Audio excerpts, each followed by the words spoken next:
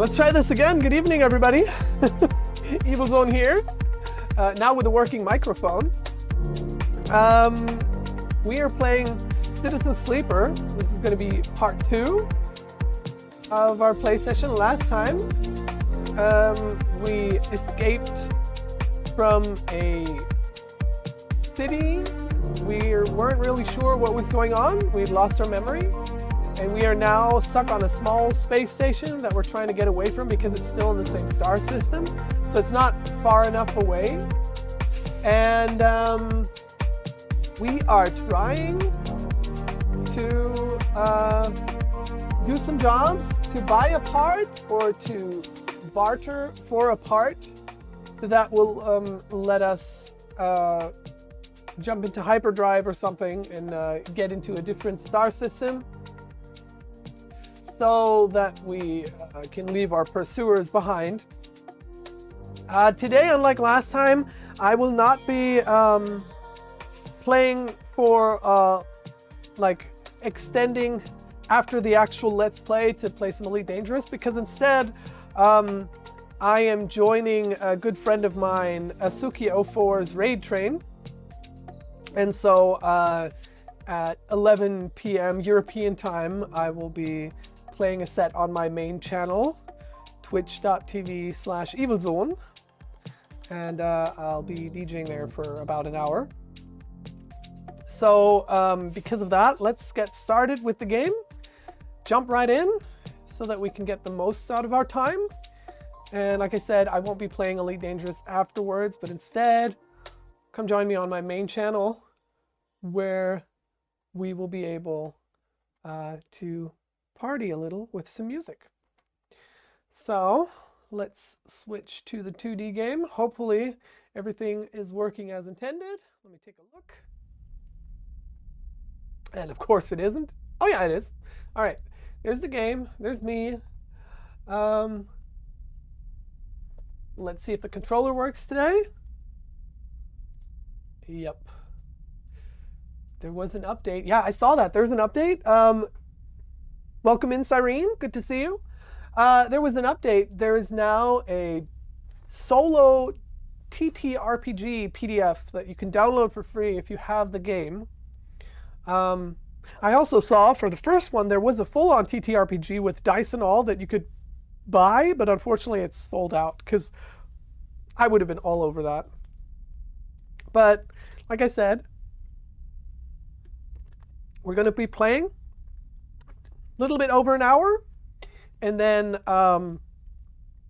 later on we'll be doing our live stream on the main channel. So let's get started. Operator, we're on cycle 2. Cycles are days, so day 2.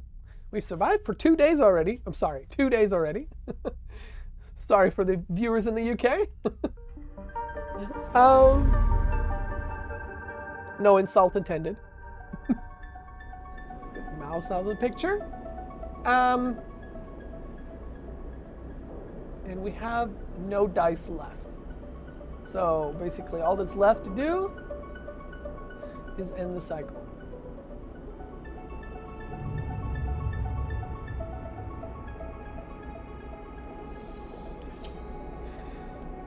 And if I recall correctly, we had two jobs. Oh, it looks like we have a point to spend.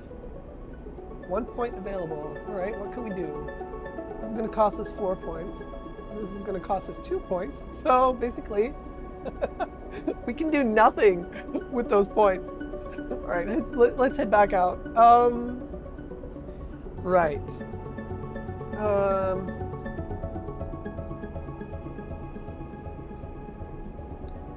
We wanted to barter with this guy at Carson's Supply, but we also had this complete board contract. Right. Lane is hunting you, and Hicksport isn't far from Darkside. Refuel, repair, find whatever you need. And the other one is Seraphin advised you to go get a contract from the boards to help pay for your escape. Finding one should be easy. Completing it is the challenge. Yeah, so let's toggle that one, and let's see what's on that board. export exchange.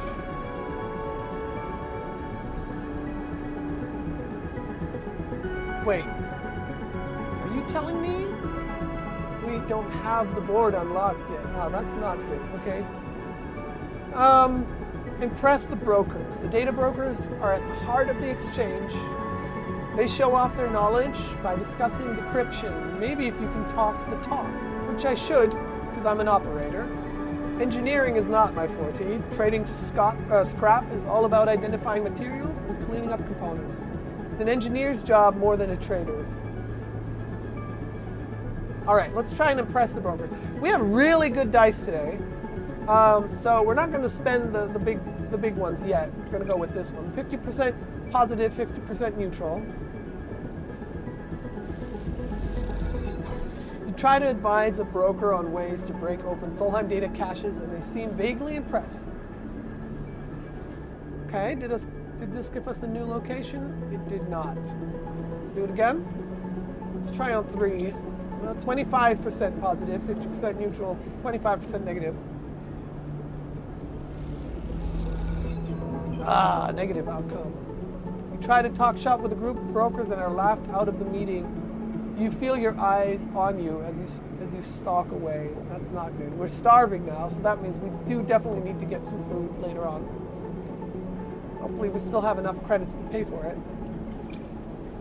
Now, the 5 is going to get us 100% positive because we have a plus on interface, which is great. Positive outcome. You've established a presence here and the brokers seem to be a little more comfortable around you. All right, let's see what this means. Ah, this means we unlock the Hexport Trade Hall. That's where we are supposed to go for the board, hopefully. No. Are you serious? We can buy fuel, we can buy supplies, we can fill supplies, we can fill fuel, but we don't have enough of any of this. We need money. It's weird.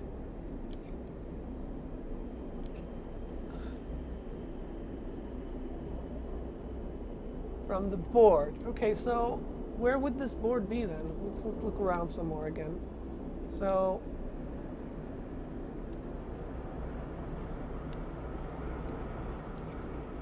Swift scrap. We can sell scrap here. Oh, contract board. Yeah. You want to D10 them out and nobody will understand it? I'm totally for that. Yeah, you know what? It'll be even more weird if I just put it on my main channel since this one is not even affiliated yet. And make it an animated one. All right, you've paid the fee on this contract. You need to complete the job on Hexport. We'll pay you on return. Oh, so we did take the job already. Is that what it is? Station management have located Conway signal.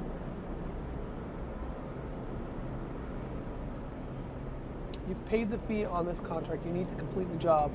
Hexport will pay you on your return. Oh, you know what? I wanted to rewatch and recap, but I didn't get around to it.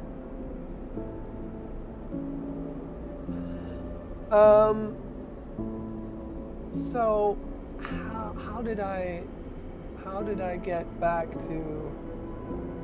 Was there something off on the side? Odd job. Odd jobs. Scavenge fuel, source supply. Oh, that's task. Oh, that's what Seraphim is doing. Okay. So how do I get back to the map?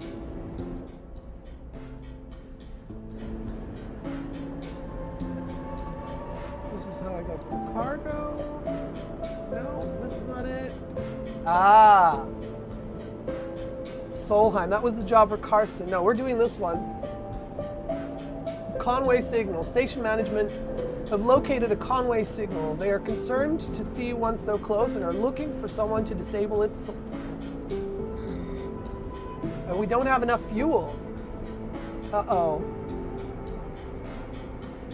So we need 2 fuel for that, and we don't have the money to buy fuel. We only have 13 credits. Okay, we can buy 2 units, but that means we don't have enough money and we might be starving, which is a bad thing. But you know what? Sometimes you got to do bad things before the good times roll. So hopefully, with this fuel, we're gonna get the payout of 200 cryo, and then we'll be able to do it all. All right, confirm vector. Okay, Unia is not available, but Nia is available.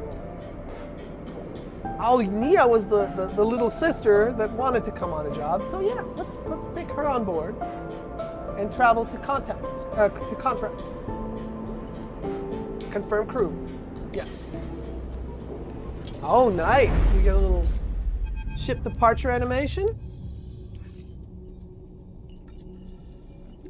It's a drone. Seraphin spots the signal source first. The light barely shimmering off its dark hull plating. A design trait that betrays its covert use. A flash catches your attention, and you see a rent in the hull through which red lights pulse. Wounded, Seraphin shakes his head. Wish they'd finished the job. You've seen one before? Seraphin looks back over his shoulders towards you. We've seen one before, don't you? He sighs. Sorry, I know it's not your fault. He looks at the drone.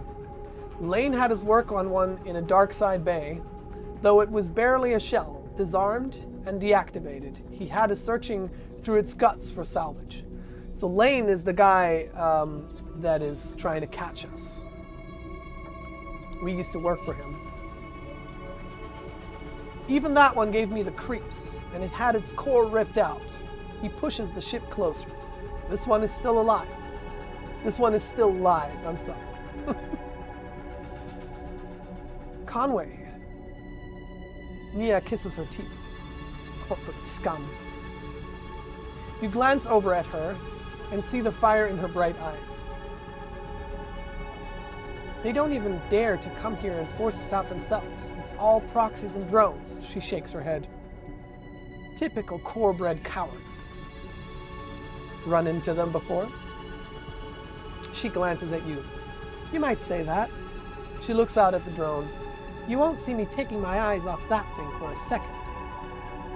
Seraphin carefully guides the ship closer. You watch the drone. System is full of these things now, running missions for their operators. Rare to see one out in the belt, though. Maybe got hit during a run-in with Senate stat mercs. It looks like it's drifting. Most of the system's blown out. But look, there. He jabs a finger towards a red light on the far side of the drone. It's still broadcasting, and maybe even receiving.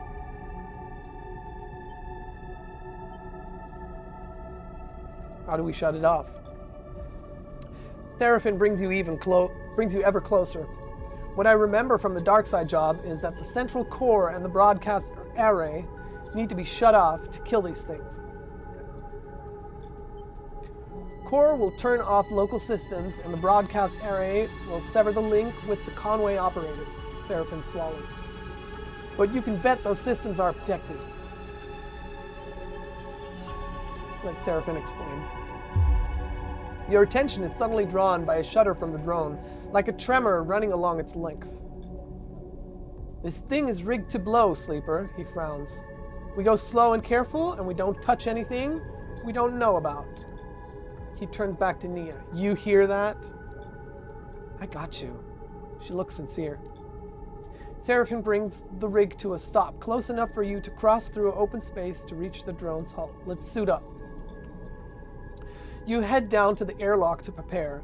As you get suited up, you think of the corporate war taking place in the inner system, the war that this drone was driven from. One thing I'm just noticing is I have a full set of dice now, so going to bed was probably a mistake. I should have just spent the money the day before and get a new full set of dice. But that's how we learn next time we know. And we could have used that last die that we still had, or those last two, to make some money before spending money on the... Oh well, we'll see. We'll see how this goes. Out here on the shore of the conflict, the biggest danger is that this flotsam and jetsam drifting in with the tides and orbits of the system might, one cycle, bring the war with it. For now, the belt is outside of its reach, but looking out at the red pulsing drone, that doesn't give you much comfort. Welcome to your first contract. While on a contract, you will be able to assign 2 dice for each crew member as you would assign your own dice. Pay attention to the crew's skills to use them effectively. On certain outcomes, crew will take crew stress. When their stress is full, you will no longer be able to use them to perform actions. While on a contract, your energy bar will automatically be supplied for each cycle that you have available supplies. While on a contract, your energy bar will automatically be supplied for each cycle that you have available supplies. When your supplies are depleted, both you and your crew will take 1 stress per cycle. Contracts also have their own contract stress. When this bar is filled, the contract will fail. So, I guess we should have bought some supplies as well. I think we are going in this very underprepared. Hopefully we live and learn. So you will be able to assign 2 dice to each crew member. Looking at Nia, her dice are crap, so maybe we want to assign, whereas Seraphine's dice are immaculate. So let's see, how do we assign dice? I don't think we can. All right, so the rig, that's us. We can do all the things we normally are able to do. Then we have the hull damage. We can identify route. Might be possible to slip through the gap in the drone's damaged hull, but once inside, where to go, how to find the broadcast array. It's dangerous. Or create opening. There is a gap where the drone sustains some damage. With a lot of effort, it might be possible to pry away the plates and create an entry point. Oh, okay, let's go back, see what else is available. Access hatch. Reprogram hatch. With the drone in such a reactive state, ready to fry itself in defense, perhaps reprogramming the hatch to open up to your crew is the best approach. Release the hatch. The drone is in a delicate state, and any damage could cause it to trigger its self-destruct. It will take skill to release the access hatch. So we're all bad engineers, so that's not a good idea. The reprogramming of the hatch is an interface action. So that we could try. We have control access and we have drone stress. And if the drone stress gets too high, it's going to blow. Did we have that on the other one as well? Yeah, we do. And that's also broadcast access. So I think we're gonna, how do our skill sets look down here?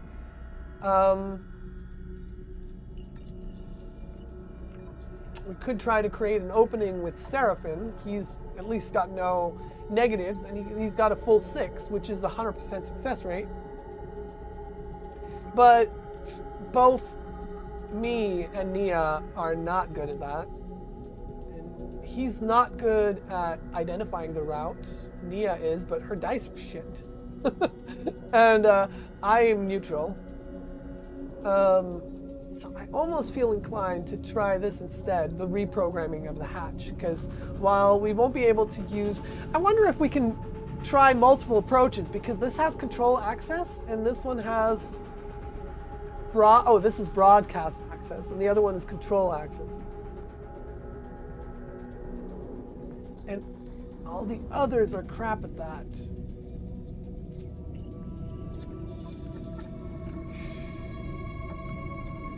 Ooh, that's a tough call. I think, don't we have a skill to reroll or something?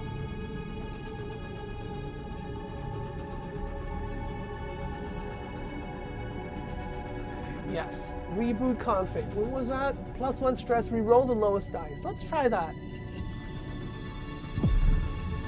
All right.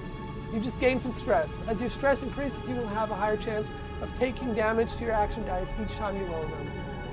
All right, fair enough. But now our dice aren't looking as bad. We got the plus. So if we take a 3, it's a 20%, 25%. There's only 25% negative. And the 4s get turned into 5s. So let's start with that. Let's start with that and see where it takes us.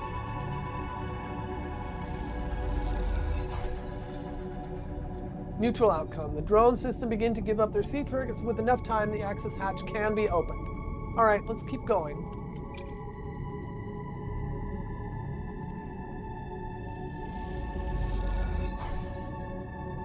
The drone system begin to give up their secrets with enough time. All right, so on a neutral outcome, we get 1 extra dot. And now with the 20, I'm sure that 25% negative means that the drone stress is going to go up. So let's just hope. Oof, neutral outcome. Okay. Once more.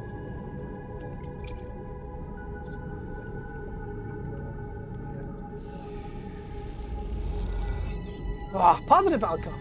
The hatch shifts slightly as the system gives over control. Almost there.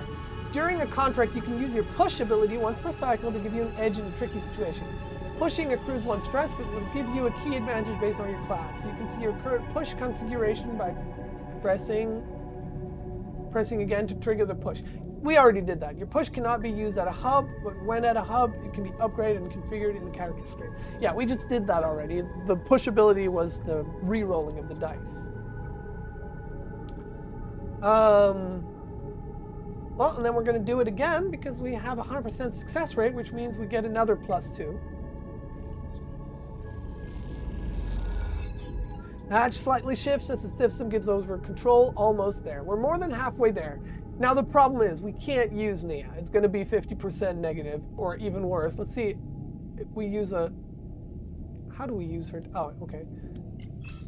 Yeah, 50% negative. That's not going to happen. Let's see.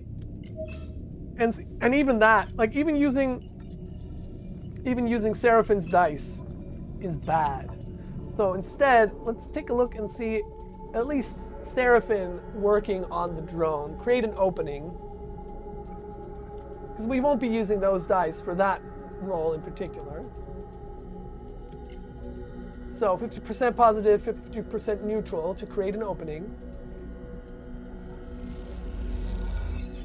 As the hull plating comes away, a red lit tangle of twisted cable and piping revealed like the interior of some creature. All right, we're going to get another one, which is going to be another 100% positive. As the hull plating comes away, same as before. All right. I don't, like even using the 2, it's a risk. Yeah, she can see the angle here. Are we gonna risk it? You know what? No risk, no fun, am I right? Start the action. Shit. Neutral outcome. She got some stress. There's a route there between hull plates and thick cables, but it's full of dead ends. All right. But at least we didn't get drone stress. I'd rather get some stress on Nia than some stress on the drone. And we're not going to push our luck with that one. We're not even going to try. No. Mm-mm. So now we're going to go back to the rig.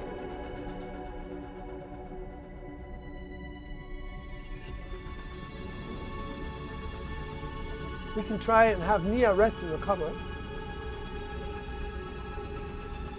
Clock is ticking. There's no time to rest. You cannot recover stress while on a contract. Oh, okay. So then there's no need to do it. And I'm guessing we can't eat either. Yeah. Okay. What about rig engine? No, because that's where we need the feed lines. So we're going to end this cycle. We're wasting a die, but I'd rather waste the die than risk a negative outcome and add drone stress.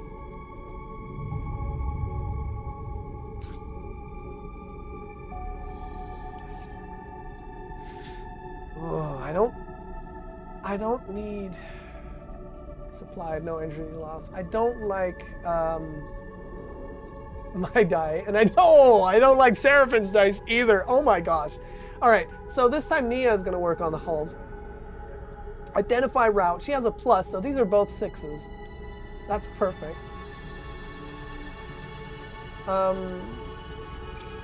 Identify route, 100% positive.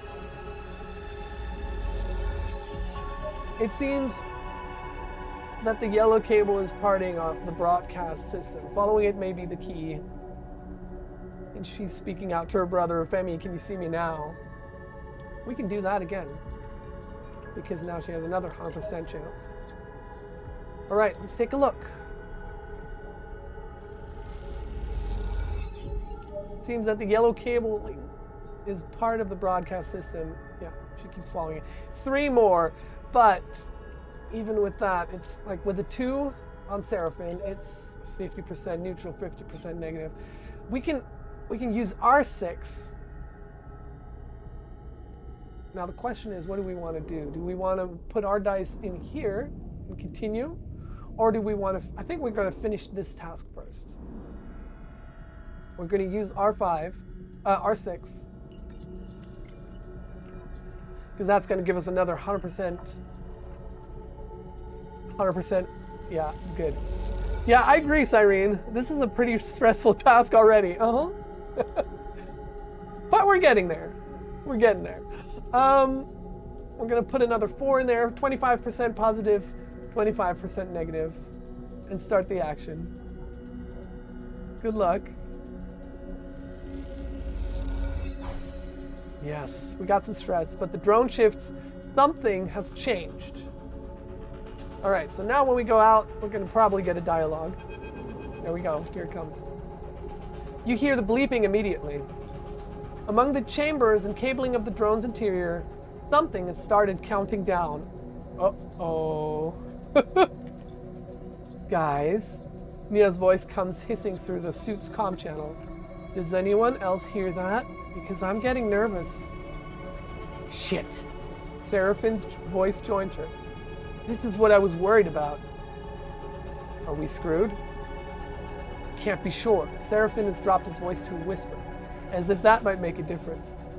Either this thing is about to send out a distress call or it's about to blow. We've got to shut the system down fast. He pauses. Then we move on to the other side, because I bet you there's a surprise waiting for us there too. Great. We good? Nia sounds tense. Am I heading back to the ship or what? Seraphin cuts in. We're good. We keep going. He shuts off the channel. You take a moment in silence. All right. Time to deal with this fast. Then get over to the other side before something happens. Oh, did I make the wrong call? New location discovered. Access hatch. So basically, oh no, we didn't waste our dice on this. All right, but we have a new situation here. The broadcast. Hack the broadcast. Now that you are in the broadcast area of the drone, you'll need to shut it down fast. The simplest way is to put the entire system offline. Three times.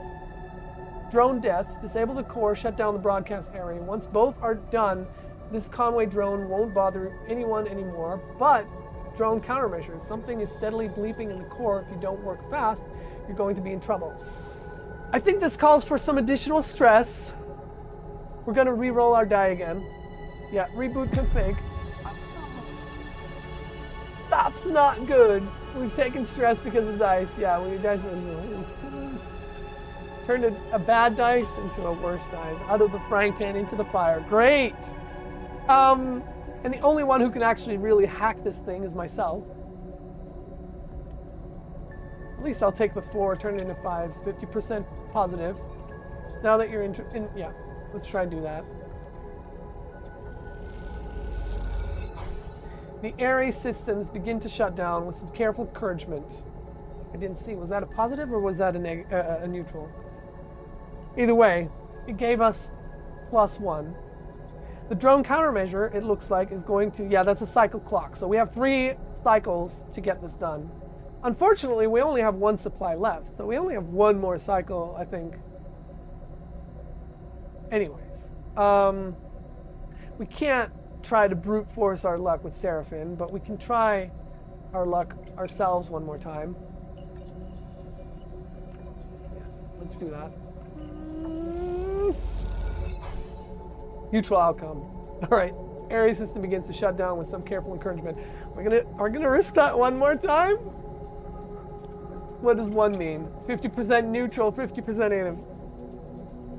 Let's push our luck. Go. Shit. Stress. The area sends a warning pulse through the system, almost blowing out its connections. Care is needed. All right, that just gave us some stress. Seraphin's useless at the access hatch, right? Yeah, it's all negatives. Okay. So let's go back to the rig and end the cycle.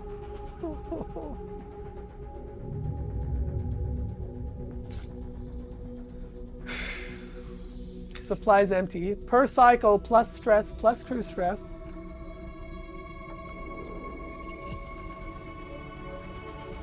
That die. Oh, it actually looks. This looks good, to be honest. We're gonna take a 4 because we just saw that even a neutral outcome gives us +1. So we'll do that and start the action. The clock went down 1. Drone death plus. The interior of the drone lights up in a crimson flash. Okay. So, disabling the drone's array will halt its connection to Conway and keep them from coming to collect. We shut down the broadcast array, but we need to still disable the core. How do we do that? There's no option. Maybe if we get out now, we'll get it. No, we don't. Interesting. Huh. Okay, well, we'll press on. We need to still reprogram the hatch some more. Give us some 100%. Start the action.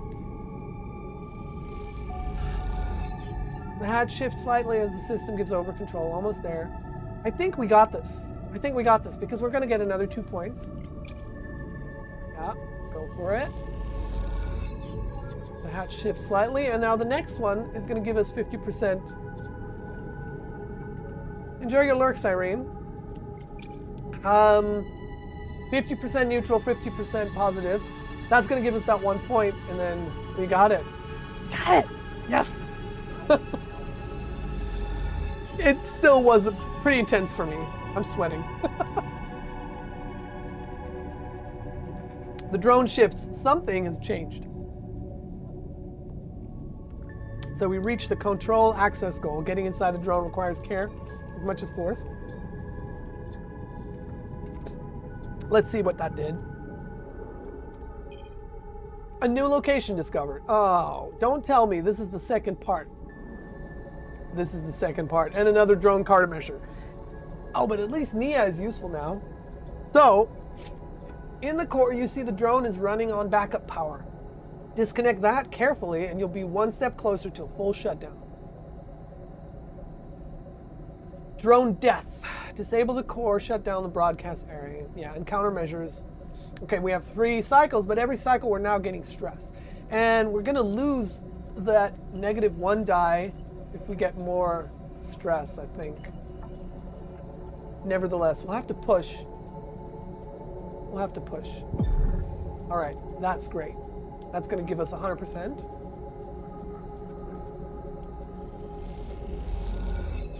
A whole set of connectors is released. Just a handful more to go, and this is over. Okay, Nia. Please finish this. You got plus on this. 50% positive. I think this is it. In the core, you see the drone is running on backup power. Start the action. The interior of the drone lights up in a crimson flash. And drone death is complete. Let's see what happens.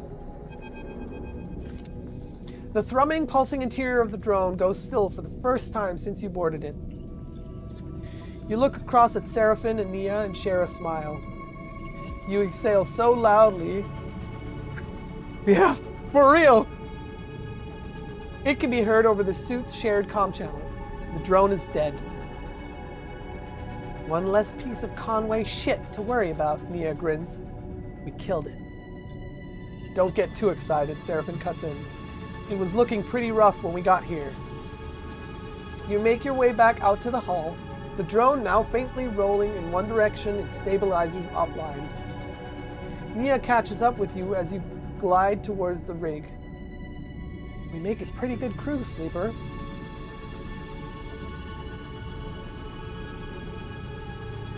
We do. Yeah, we do. Nia grins widely. She punches you on the arm playfully. You reach the rig's airlock and take one last look at the drone's dark hull. It catches the light as it rolls in the vacuum. At some point in the near future, this drone will likely be smashed to pieces by one of the many asteroids of the belt spread across this place as twinkling dust. The thought pleases you. As does the thought of all the cryo Hexport now owes you. Time to go collect. Oh yeah, 200 credits, baby. Contract complete. The contract is concluded. You can now leave via the map. Nice. You can now travel back to the hub. Once you leave, you will not be able to return. -5 stress during travel. All right, let's leave the contract.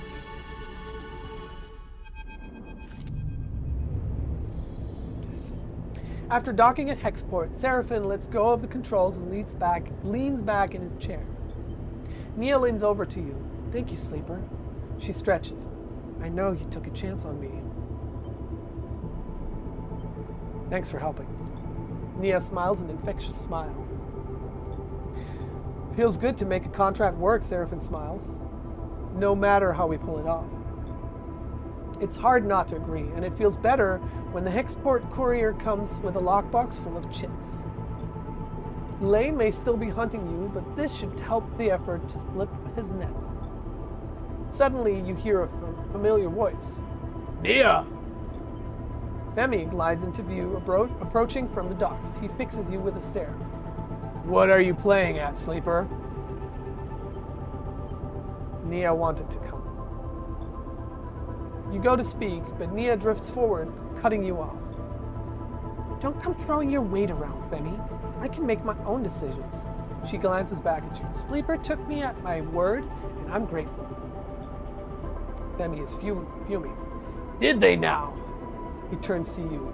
Well, if you're working for Sleeper, I hope they paid you well. Nia looks away. Well, I asked, so... Femi smiles. Oh, so they aren't paying you. Seraphin crosses his arms. Let's keep this civil. You realize it's the first time he's meeting Femi. If we're being civil, seems like Nia is owed her share. Femi fixes you with a severe look. Yeah, sure. Pay Nia a share. You grab around a quarter of the chits from the lockbox and hold them out to Nia. She takes them sheepishly. All right then, Femi smiles. We're good here. He turns to leave. Nia mouths sorry and follows Femi across the docks. Seraphin watches them go. You sure know how to pick 'em, Sleeper. He shakes his head. He turns away and heads back along the docking bridge. I just hope we aren't going to end up a stack of cryo short when we need to get out of here. Come on. I mean, you gotta pay your workforce, right? We've been slaving for this whole time, so we should know. Cyrene says, well done. Thank you. You just completed a drive and earned an upgrade point. You have push upgrades available, right? So we can't upgrade our skills, but we could upgrade no dice damage on push reroll or reroll +1 dice. Ooh, well, those are both good. What are we gonna take? Any suggestions? No damage is really good, but also getting 1 extra dice?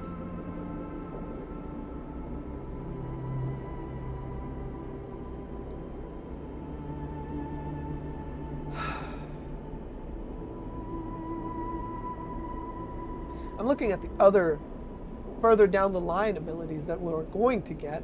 And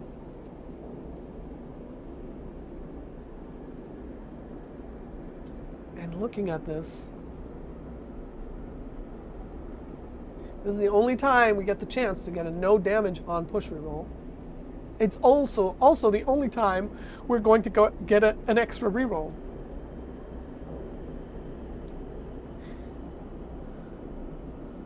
And I think what we're going to go for is we're going to reroll one extra dice. Ooh, this is tough.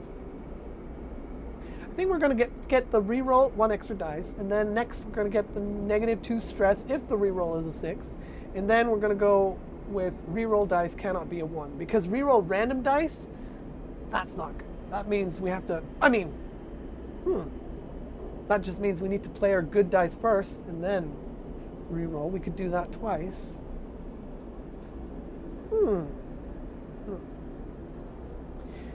Either way, we're going to get the reroll +1 dice if there's no objections.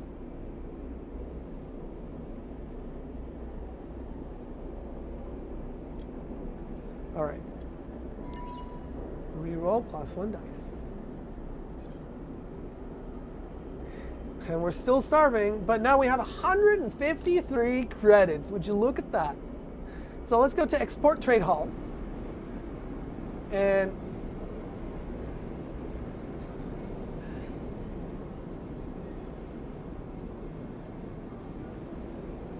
$75. Let's do the math. We don't save anything other than a bunch of clicks. Because 15, 2 is 30, 4 is 60, 5 is 75, and it's the same with fuel. It's just saving you having to click 5 times. All right, fair enough. Then we'll do that. We'll fill our supplies, a full stack, and we're getting a full fill of fuel. And now we're ready for the rig departure. I think we need to de-stress some more to get that one die repaired. But you know what? Look at this. The on the run counter, the cycle clock kept turning while we were away, which makes sense, but we didn't get to see it. So the next job, we shouldn't try and dilly-dally for longer than necessary. The export canteen is a new place. Let's see what's there. We can eat at the canteen for 13. Most trade halls have a canteen where they prepare their own dishes from the packed supplies they otherwise provide. And what was the other restaurant that was up here? The Ben's. It's cheaper at Ben's Fry. So I'm assuming getting a proper meal at the canteen is going to be better. Let's eat at the canteen for 13. We got 40 left, and then we're going to see.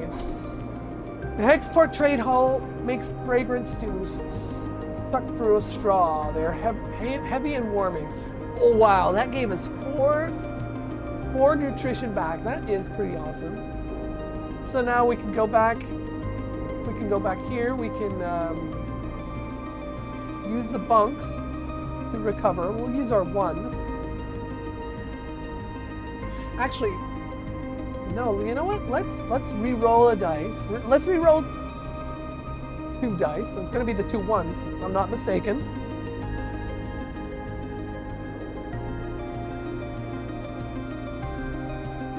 Oh, we can't. Oh, we can't use the push. We can't use the push ability on the station. Is that it? Yeah, we can only use it while on the job. Okay.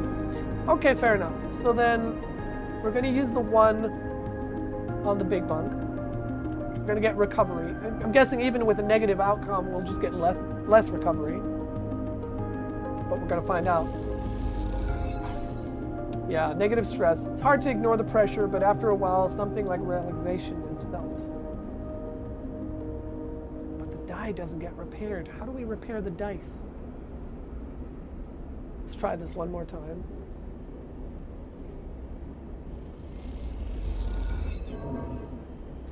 Rest doesn't come. Anxiety eats away.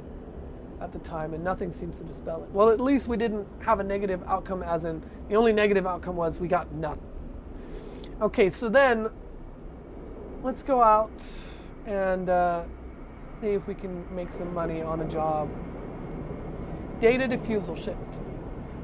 All scrapyards have paid data diffusal work to offer, as old tech tends to be laced with protocols and countermeasures that need disabling. Yeah, let's try that with a 100% success rate, see what happens. You work your way through a whole pile of cores and terminals, clearing each one. The scrapyard pays you well for the work. That's 10 that's 10 credits. That's good. We're going to do that twice, and then once the dice are all gone, we're going to go on our next mission. It's going to be another 10 credits because it's automatically a positive outcome. Yep, working our way again. Scrapyard pays you well, and now we'll have a 25, 50, 25 chance to see what happens. If we get a negative outcome, we're probably going to get stressed. Neutral outcome. You managed to defuse the countermeasures on a set of thrusters, and the scrapyard managers seem impressed. 7 credits. All right, that's good. And now we're going to head back to the rig. No, we're going to head back to the map. It's going to cost us 3 fuel to get to Solheim HS-22, the rusting hulk of a pre-collapsed ship. Karsten is offering you a straight barter for the feed lines you need if you bring him the data core from this derelict. Any raw scrap you pull out is yours. And we can sell raw scrap. Give me a second now.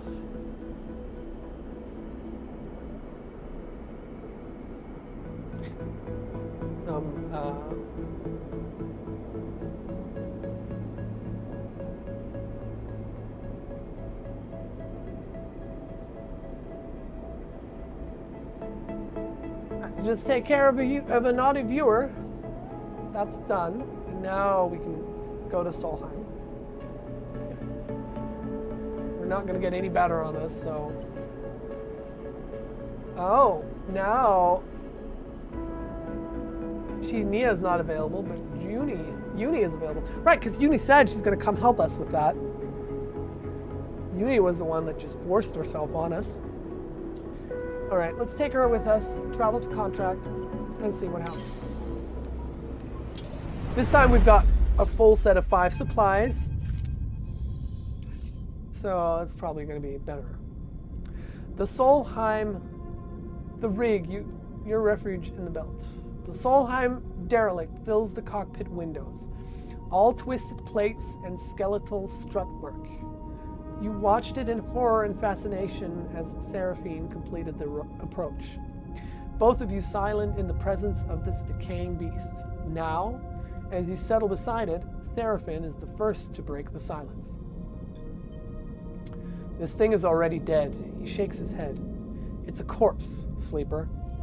He nudges the ship closer, looking for a place to dock. I touch this thing too hard, it'll crumble to dust. Let's not do that. Seraphine does a little mock salute. Aye, aye. He rolls his eyes. Any other tips? Take us up there. That's the bridge. Uni points towards one end of the ship. And both you and Seraphine turn around, having forgotten she was even in the cockpit. She hasn't said a word since you departed. She's a secretive data extract. She glances at both of your bemused faces. What? She looks away. Sorry, that's where we need to go. She stops pointing. Seraphine nods towards Uni. She's not wrong, sleeper. The bridge would be a good start. We should assess the wreck first. Or should we go directly to the bridge? To the bridge, then. Seraphine nods and brings the ship under control. Let's do it. Seraphine takes control of the ship, avoiding the debris field closer to the center of the wreck. He settles in position near a protrusion at the far end. This is as far as I'll go. Seraphin taps at the anchoring controls. We should be able to anchor the ship to those plates. I think if we went to assess the ship first, we might have been able to find more scrap and get more money out of this, but we don't want money. We just want to escape our pursuers. So we should get this done as quickly as possible, take as little risk as possible, and be done with it. You hear Uni begin to protest from behind you, but it's too late. Seraphin fires 2 python-tipped anchor lines at the nearest solid hull plates. The pythons slam into the plates, and despite their solid appearance, they instantly shatter. The fragments spin out across the wreck, slicing into other plates and building a spiraling storm of debris. Shit. Seraphin nudges the ship back and steadies it as the debris cascades across the surface of the wreck. The damage seems mostly superficial, but it underlines just how fragile the derelict is. Let's not do that again. Uni glances between the two of you. The data core will be very fragile. We've got it, Seraphin snaps. He angrily unclips from his seat. Last thing I need is a backseat driver. He kicks off and glides past her into the corridor. Follow him. You follow Seraphin down the passage with Uni close behind. As you reach the airlock, he's already angrily suiting up, his frustration evident. Keep your cool. Seraphin looks up. Yeah. He glances at Uni. No hard feelings, right? He checks the seals on his shoulders. But this is the job, not a social event. The rest of the preparation process takes place in tense silence, each of you considering the delicate job ahead. You suit up too. Though you don't need a helmet to breathe, you slide one on and lock the seals for protection. The wreck isn't going to give up its salvage easily. Right, because I don't need to breathe, but I need to protect my noggin if some debris comes, flying for it. The core should be near the bridge, maybe even inside it. But there's a lot of wreck here, and there might be good salvage tucked away in the cargo hold. Once the suits are on and the seals are checked, you cycle the lock and stare out at the vast expanse of the twisted hulk before you. Time to go to work. All right, let's see what our options are, but I think what we should do first is get the job done. Once the job is done and we know how much time we got left, that's when we can look and scan for salvage. Unless there's dice rolls that we can't use for our main task, and then we can look into side tasks. So the rig, the depressurized bay, and the corroded airlock. So what's the corroded airlock? That's the bridge entry. Lock dissection is an engineering task. We're all crap at it again. It will take longer, but cutting away the lock layer by layer is the safest way to make it through. It's risky, and the other one is dangerous. Force the lock. Forget being delicate. The clock is running on the contract, and forcing the lock is the fastest way to gain entry. And would you look at that? All our dice are crap. Bridge entry. The airlock on the derelict is rusted shut. Opening it up is necessary to enter and investigate the wreck's bridge. And Uni is completely useless on both tasks. Great! Seraphin's dice are bad. My dice are bad. I almost feel like we're just going to take a nap.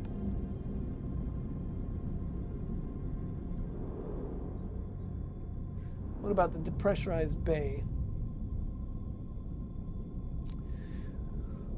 Clear cargo doors. There are layers and layers of broken hull plates blocking the cargo doors. This will require some heavy work.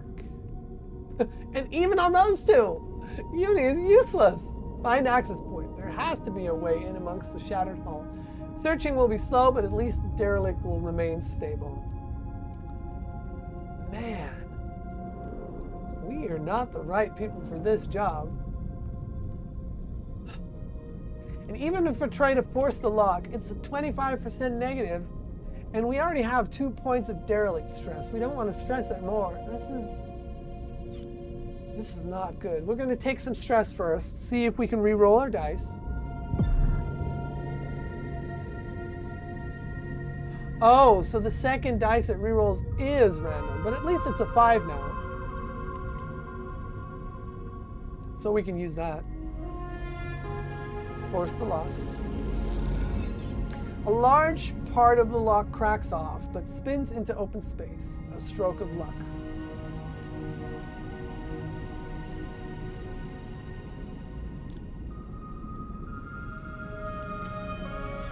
Okay, let's take a look at Uni's 5 and see what happens if it gets turned into a 4. Ugh, it's just as bad as my 3. I mean, I guess we gotta do what we gotta do, right? Let's go.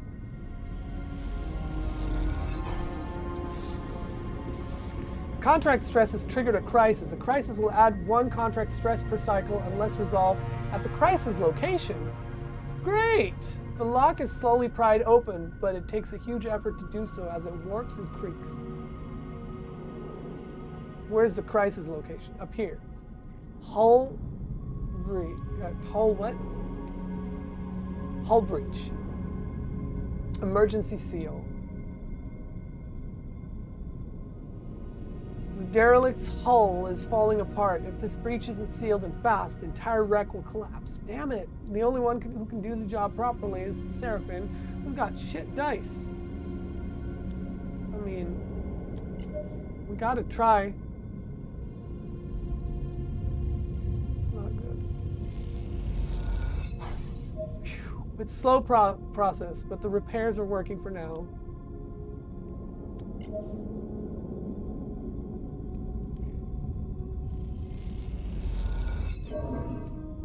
Negative outcome, stress. The hull splinters and fractures, the seal won't hold. This isn't working. All right. Let me work on the lock. Force the lock. 25% negative. It's better than nothing. We need to get this done.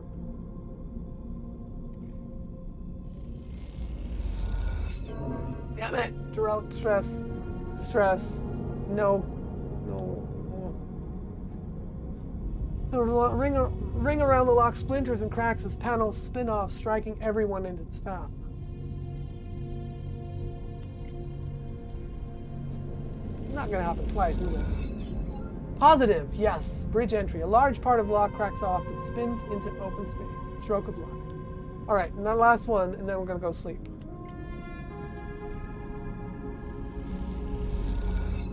Damn it. Neutral outcome. Derelict stress, but the lock is slowly pried open, but it takes a huge effort to do so as it warps and creaks. So even a neutral outcome is going to add stress to it, and we're going to get another crisis. We don't want that. Oh my gosh.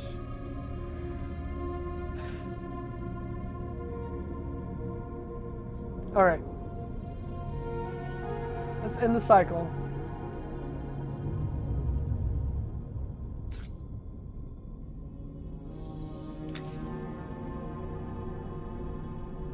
Oh,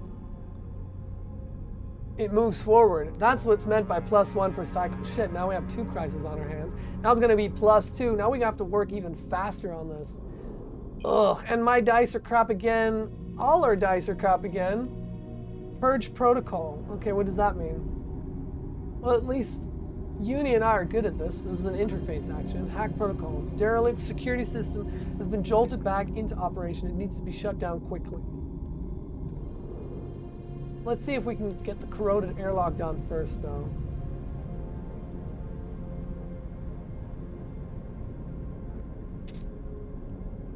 First, we're going to re-roll my dice. Barely better. Barely better. We'll let... Hold on. How good is... Seraphim was good at the task of the hull breach. Wait, of the hull breach, right? Well, not good, just neutral. Can't get it done. No, we just have to focus on our job and get out of here. All right, Seraphim, do your job. Do your thing.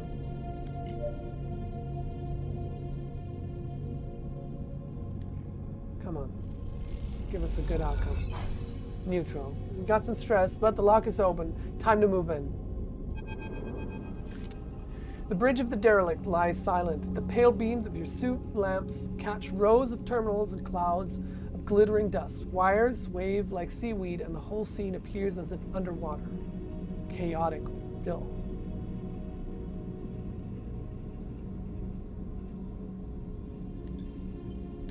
Uni glides past you, disturbing the dust and taking you by surprise as she does.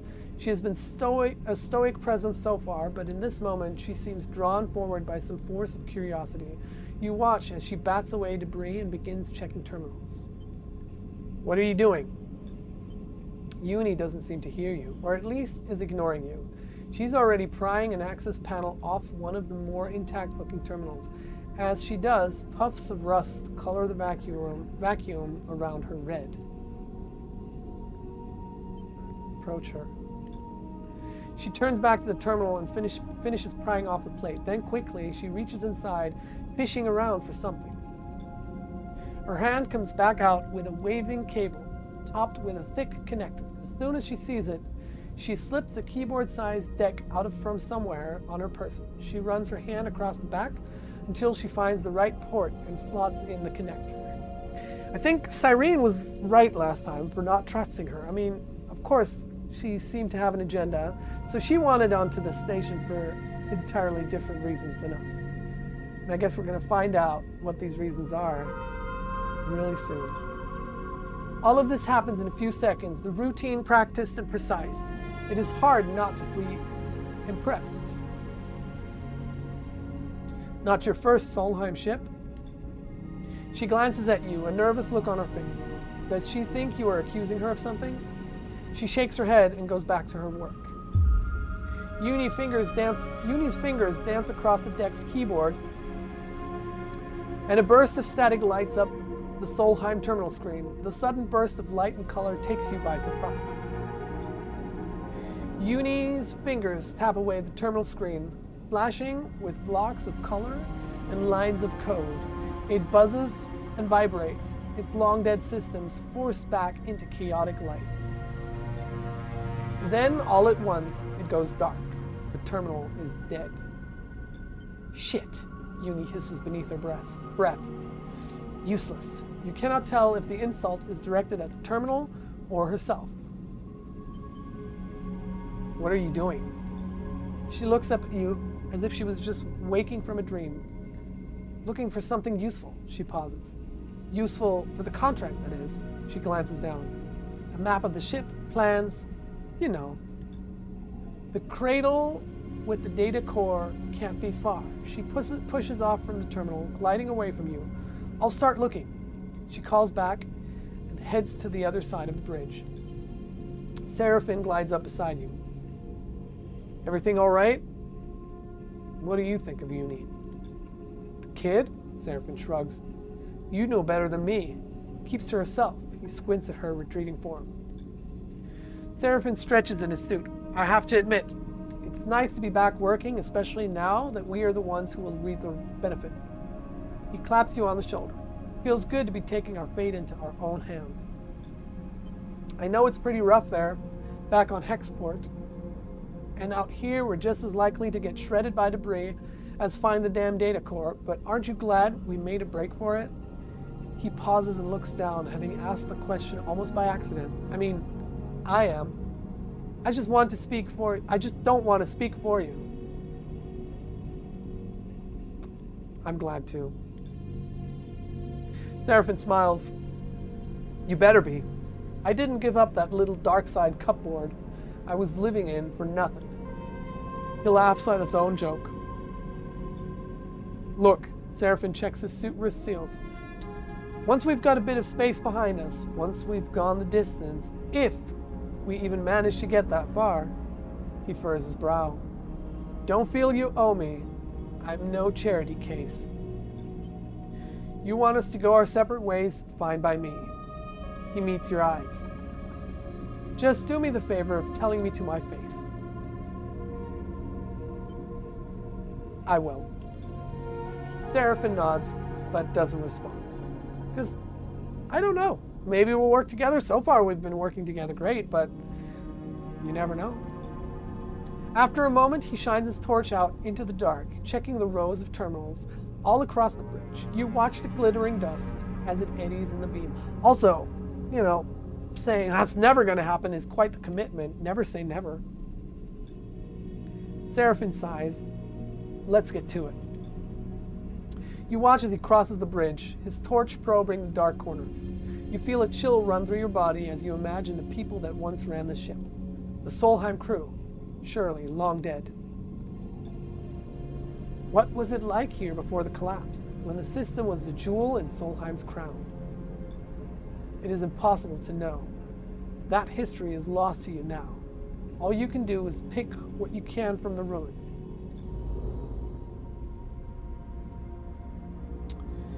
Derelict bridge. Hopefully now, alright, now Uni is going to be a little bit more useful by rebooting the system. We can reboot the system. Rather than hunting old pathways, rebooting selected sections of the ship's system might reveal the data core's location as it responds. Or we can track the pathways. One way to find the ship's data core is to systematically track the old pathways through the derelict in hope of finding the one that connects to it. Now, Seraphin is good at that. He's got a crap die. But Uni and I are good at rebooting the system. So let's do that instead. Let's start off strong with Uni's +5, which gets turned into a 6. That's 100%. Start the action. A strong pulse comes through from deep inside the derelict. That must be the core, but its location is vague and needs triangulating. All right, let's triangulate with our 6.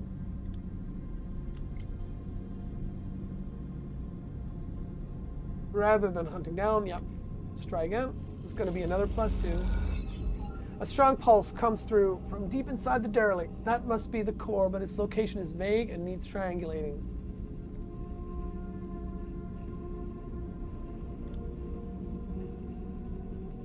Three gets turned into a 4. Ooh. Can't afford more stress. Neutral. All right, got a +1. The amplified system barely responds, but a few faint pulses suggests possible starting points for the search. Let Uni do it again. She also has this is a 3 now. It's the same as a 4. Just give me a second. Positive. A strong pulse comes through from the deep inside. More triangulating needed. I mean, we should just keep going. I have 3 more, that's 6. If we get 2 more positive outcomes and 1 neutral, then that's it. So let's see. Oh, well, that's not what we wanted. More derelict stresses. We can't afford that. All right, let's go to sleep. Hope, because we're already getting +2, and next time we're going to get +3, and then it's done. Then it's over. We can't. We won't be able to deactivate this one nor the other one. So yeah. Or do I have a? We just have a +1 on this. Yeah, no. All right. Get back to the rig. In the cycle.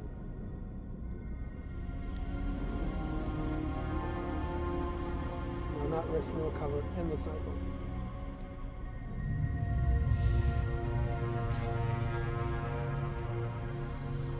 And next time we're going to get +3, and then it's probably over.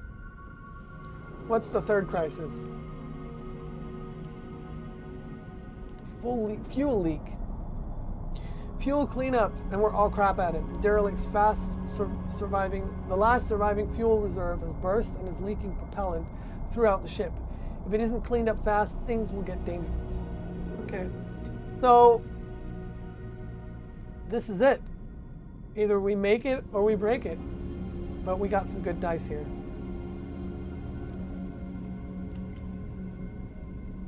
That's going to give us 100%. More triangulating needed. Okay. I'll give you another one.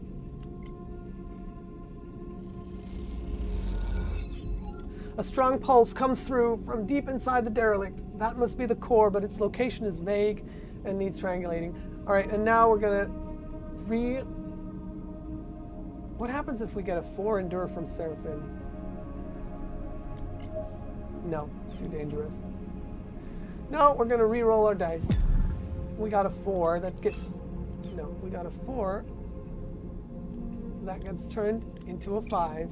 50% positive, 50% neutral, and then we got this. Finally, location of the data core is identified. Now extracting it is all that remains. Oh, we still need to extract it. Seriously? If that's another action, we're screwed.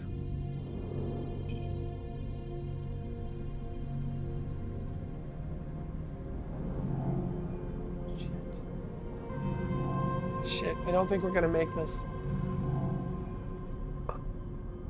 Isolate the core or slice the core. Okay, nobody can slice the core. One way of getting the fragile core out is to physically cut it free, slicing each connection individually, though the potential for damage is high.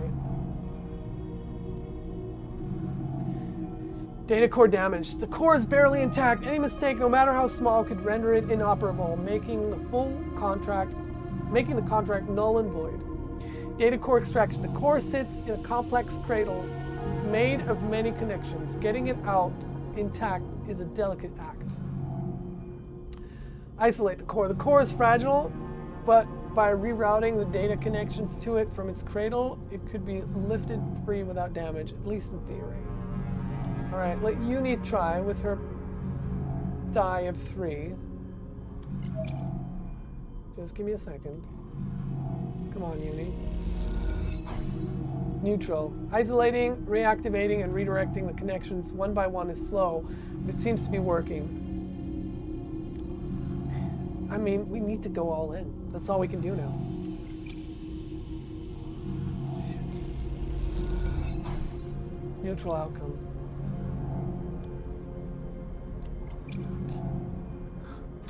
This is where the risks start. Okay, another neutral outcome.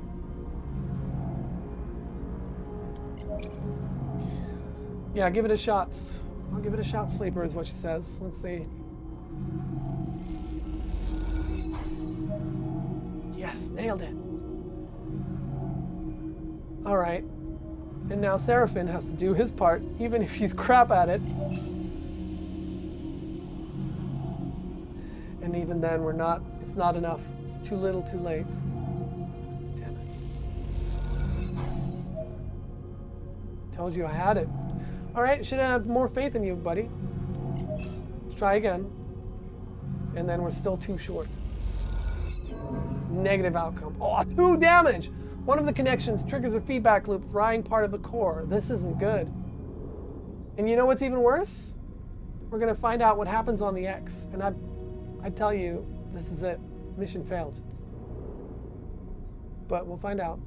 End cycle.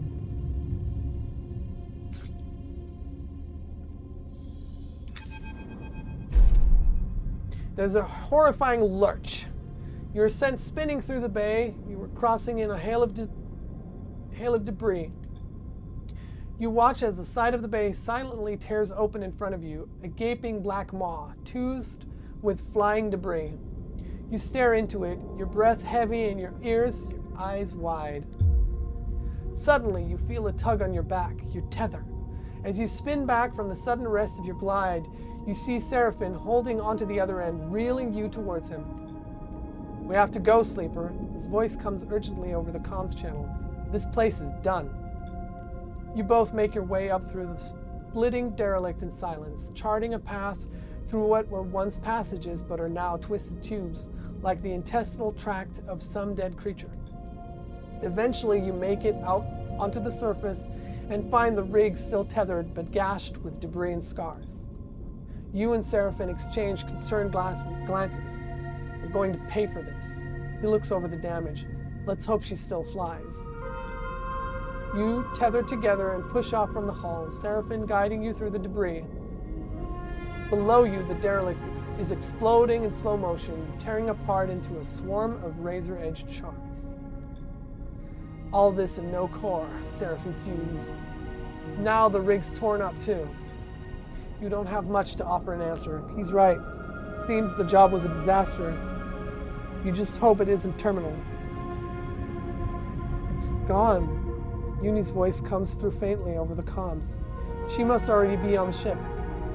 The whole ship is falling apart. No shit, Seraphin answers back. Contract's a bust. What a waste, Uni says quietly, and then the channel clicks off.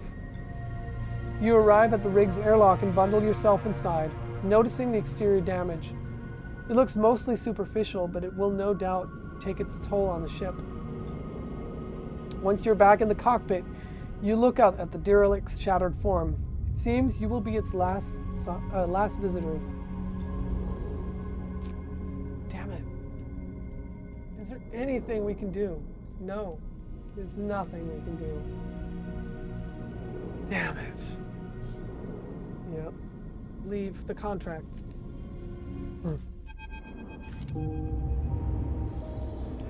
As you arrive into Hexport, Uni speaks up from the back of the cockpit.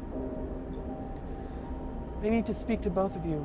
On the journey back, you notice a change in Uni, a hardening, and now she seems very different from the nervous hacker you first brought with you. I know we failed to extract the core, Uni sighs, but I wanted to be honest with you about why I came to you. I don't work for Karsten. Perhaps that was obvious. And I didn't want to bring in the core. You and Seraphin exchange glances. You would have taken it? She looks away. I don't know, Sleeper. Yes, perhaps I would have. But I also would have spoken to you and explained myself. Do you know how many of those cores are left intact? Uni suddenly looks gripped by emotion. Like it or not, we live in Solheim's shadow, in their ruins. And yet we know almost nothing. What chance do we have of understanding how we got here when others like them, like Senate Stat and Conway, are descending on the system? This station, and most of the other habitats of the belt, are built on a Solheim foundation. She frowns, yet we are too busy scavenging them to take the time to look for answers. Men like Karsten want nothing but the raw materials of cores like the one we lost. She shakes her head. We can do better. We could learn our history and how the system was settled. We could better learn the technology we build our lives on. We could uncover Solheim's crimes and seek to make amends. She meets your eye. We could see beyond survival towards something else. You've never heard Junie speak like this, and you realize what you have taken for nervousness was actually control. This, the person in front of you, mourning a data core, is the real Junie. The real Uni. Not that it matters, she glances away. It's all lost now. Keep your honesty, Seraphin cuts in. It's worthless to us. He completes the landing protocols and begins shutting the rig's engines off. We don't have time for confessions. Uni looks crestfallen. Karsten won't come for you if that's what you are worried about. He's ignorant and stubborn. But he isn't vengeful. That is not what we're worried about. Seraphin gives her a pointed look. Explain to Uni. You tell Uni about the feed lines Karsten has, about you and Seraphin fleeing something and that you can't run away any further without them. Uni nods along, her eyes darting back and forth as if trying to calculate something in her mind. Seraphin turns to you. If you have any bright ideas on how to get those feed lines, now would be the time, Sleeper. There's another way, Uni interrupts. I could help you steal the feed lines. She stares at both of you with determination. We could do it together. Seraphin looks at you with raised eyebrows. It seems he's noticing the change in Uni too. Karsten is an idiot. I can hack his security and you can pull them out of there. She looks at Seraphin. You seem tough, she shrugs. We can do it. I mean, honestly, I don't think we have a lot of other options. Time is running out. Our pursuers are almost here. Why help? Uni looks between the two of you. Hexport hasn't exactly been kind to me. You two trusted me, even though I didn't deserve it. I'm not used to that. I want to repay it. Not to mention that Carson is probably ripping you off. Even if you get enough cryo, what's to say he won't raise the price? Trust me, he's no good. I was trying to deal with Carson to get those derelict coordinates from the moment I arrived here, and he ran me in circles. She shakes her head. Seraphin is watching her closely. Even if I do take you at your word, which, given everything, seems a little tough, how do we even do this? He raises an eyebrow. You are telling me we just drift in there and take the feed lines? Look, I get it. You don't trust me. She pauses. But what if I have a vested interest in this working out? There's nothing left for me here, and I don't much feel like hanging around waiting for Carson to figure out my involvement in all this. I need safe passage. You need the feed lines to grant it. She allows herself a smile. See where I'm going with this? Seraphin sighs. I don't like it, he pauses, but it makes sense. What do you think, Sleeper? We all get something. Yeah, that's pretty much it. Sucks that we're gonna make enemies, because I'm all about making friends in games usually, but let's be real, we're not planning to return to the station. So what's worst case, one more person trying to chase us, right? We all get something out of it. Exactly. Uni smiles. Let me prepare. I'll head to Factory Row, scope the place out, meet me there, and we can work out a plan. She glances between the two of you. Trust me, we can find a way. We'll keep it simple, clean. Let's get to it. Okay then, Uni smiles. Trust me, this is going to work. I'll scope out the bay we need in Factory Row. We should split up. Less likely for Carson to suspect us. Meet me there in a few, and we can finish setting up. Uni unclips from her seat, floating. I want to show you I can be trusted. That we can do this. She looks between the two of you. Believe that, please. And with that, she slips the way down the passage toward the airlock and Hexport beyond. You look at Seraphin. I'm saying nothing, Sleeper. He unclips from his seat too. Either this is the kind of mess you have to go through to get to the other side, or it's the kind that you never escape. Either way, we are in it now. He leaves the cockpit. You stare at the chaotic lights of Hexport and wonder if anything in the Star Ward belt ever runs smoothly.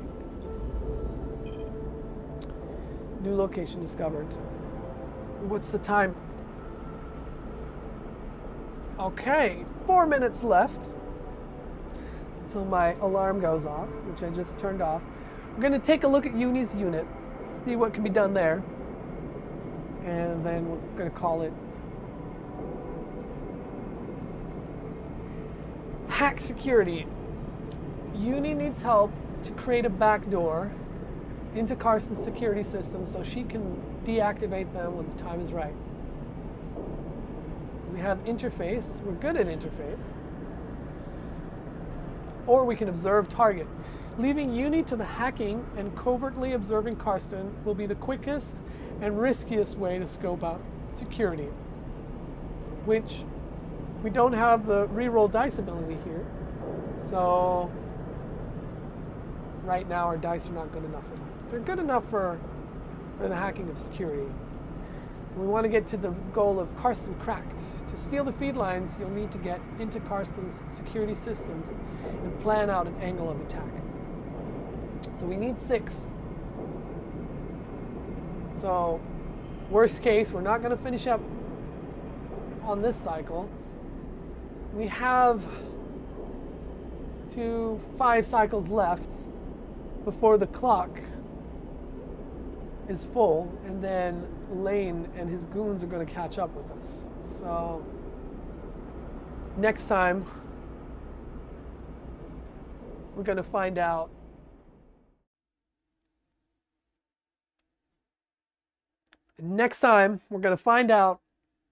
how this plays out.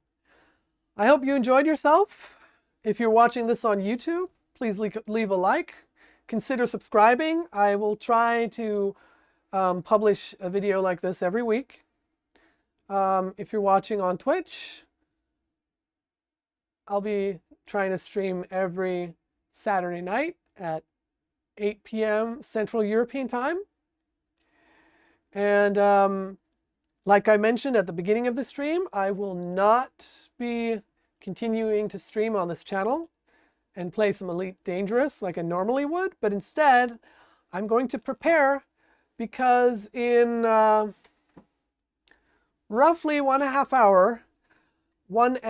hours, I am going to go live on my main channel and do a full hour DJ set in support of Asuki04's Raid Train, and we're going to play some tunes. So if you're also into music and you happen to be on Twitch right now and not watching the VOD of this over on YouTube, hop on over and join me at 11 p.m. Central European Time for a DJ set.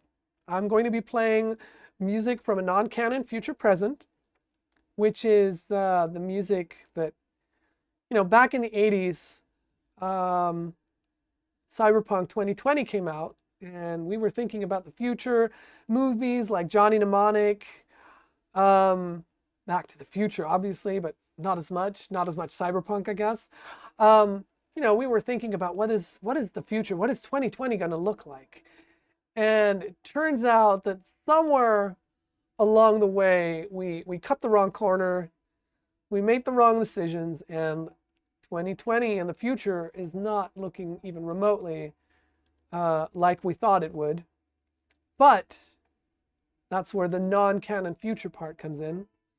2020 is the present, and so I'll be playing tunes of what I think 2020 would have sounded like back in the 80s when I thought about the future. The main channel is Evilzone, so twitch.tv/Evilzone. Let me also give a shout out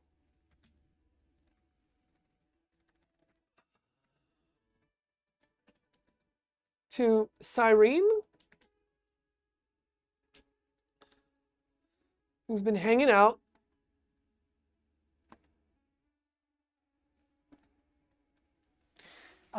She does VR streams. Actually, she might be live now. Let's take a look. So for those watching on YouTube, I'm going to go to the end card now and going to find ourselves a raid. Thank you for hanging out. My name is Evilzone. It's been a pleasure. This is twitch.tv/Evilzone Plays, and I will see you next week. Take care.